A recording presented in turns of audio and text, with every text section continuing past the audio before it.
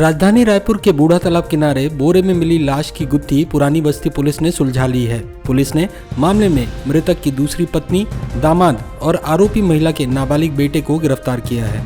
Police ने आरोपियों के पास से वारदात में इस्तेमाल हथियार और मृतक के मोबाइल को बरामद कर लिया है। वारदात की वजह पारिवारिक विवाद बताया जा रहा है। पुलिस ने मामले का खुलासा करते हुए बताया कि मृतक आसिफ कादर उर्फ फिरोज का अपनी दूसरी पत्नी रुबीना परवीन उर्फ रानी के साथ विवाद चल रहा था। घटना के दिन भी दोनों का किसी बात को लेकर विवाद हुआ, जिसके बाद रुबीना ने अपने दामाद इरफान खान के साथ मिलकर आसिफ को मौत के घाट उतार दिया और इस दौरान रुबीना का नाबालिग बेटा भी वहां मौजूद था। पुलिस के मुताबिक आरोपियों ने वारदात को अंजाम देने के बाद लाश को बोरी में भरकर बूढ़ा तालाब के पास फेंक दिया और वहां से निकल गए।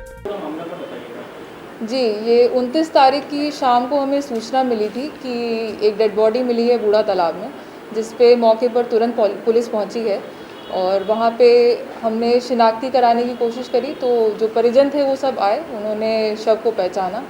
तो मृतक का नाम आशिक कादिर उर्फ फिरोज़ है और उनकी उम्र लगभग 34 साल की बताई जा रही है। उसके बाद में उनके परिवारजनों से ही हमने कथन लिया और उसमें उन्होंने ये शंका जताई कि जो उसकी दो पत्नियां हैं, रुबीना और एक जोया, उस पर दोनों पे उन्होंने शक जताया और रुबीना पे ज़्यादा शक जताया क्योंकि 4-5 दिन पहले महिला थाना में उन्होंने कहा कि कुछ विवाद हुआ था, पारिवारिक विवाद पहले से चल रहा था क्योंकि दो पत्नियां थीं। तो उसी में हमने रुबीना को बुलाया पूछताछ के लिए और विवेचना के दौरान ही रुबीना हमें काफ़ी घुमाने की कोशिश कर रही थी। तो उसमें हमने ये पाया कि रुबीना, उसका दामाद और उसका एक बेटा जो घर पे उपस्थित था, मेन रुबीना और उसका दामाद आरोपी हैं, जिन्होंने कबूल किया है कि उन्होंने छीनी से और एक लकड़ी के पाए से उन्होंने फिरोज़ पर वार किया, जिस कारण उसकी मृत्यु हो गई। उसके बाद उन्होंने बॉडी का ठिकाना लगाने के लिए एक बोरी में शव को भरा और वो बाइक से लेके यहाँ बूढ़ा तालाब तक उसको लेके आए और 28 की रात 29 की सुबह करीबन 2-3 बजे उन्होंने बॉडी को बूढ़ा तालाब में फेंक दिया। उसके बाद वो अपने घर चले गए और उन्होंने कोई भी कोशिश नहीं करी पुलिस को बताने की। तो विवेचना के दौरान ये सारी चीज़ें सामने आई हैं, जिसके बेसिस पे हमने आरोपियों को गिरफ्तार किया है। हत्या का वजह क्यों क्या निकल कर आया? देखिए, जैसे कि मैंने बताया कि उसकी ऑलरेडी 2 बीवियाँ थीं, 2 पत्नियाँ थीं, तो उनमें इस चीज़ को लेके अक्सर पारिवारिक विवाद चल रहा था। इसी बात को लेके वो लोग महिला थाने में भी गए थे 4-5 दिन पहले और रुबीना का कहना है कि वो फिरोज़ से इसी कारण काफ़ी परेशान थी और गुस्से में आकर उस दिन भी एक चीज़ को लेकर, इसी चीज़ को लेकर विवाद हुआ और इस कारण उसने इस घटना को अंजाम दिया। आरोपी तक कैसे पहुंचे मैडम आप लोग?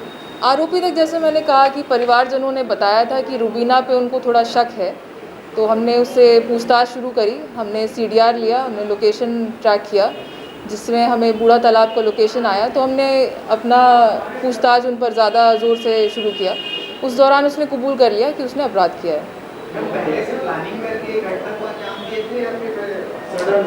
देखिए, जिस तरीके से चीज़ें सामने आई हैं तो प्लानिंग तो नहीं लग रही है। ये अचानक गुस्से के कारण किया हुआ अपराध ज़्यादा समझ में आ रहा है। तो मतलब जो उसके साथ जो वार किए हैं वो कहाँ पर किए थे? घटना कहाँ पर हुआ था? घटना ये हुई है RDA कॉलोनी, बोरियाखुर्द, टिकरापारा में। पॉस कॉलोनी एरिया मैडम, इस समय जब ग्रुप में अगर घटना को अंजाम दिए होंगे तो कोई आवाज आया होगा या दोस्त कुछ दिए थे क्या उसको? देखिए, हमने आसपास में पूछताछ किया। उनका कहना था कि अक्सर लड़ाई झगड़ा होता रहता था, फिरोज़ आता था और इस तरह की चीज़ें होती थी, तो उन लोगों ने इस चीज़ को ज़्यादा सीरियसली नहीं लिया। पर हाँ, ऑब्वियसली वार किया है तो उन्होंने आवाज़ किया, शोर तो हुआ था। तो सामान जब्त वगैरह किए होंगे? जी, सामान जब्ती करी है हमने।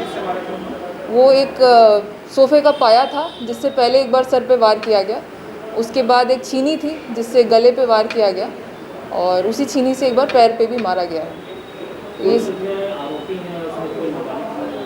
जी, उसका बेटा नाबालिग है।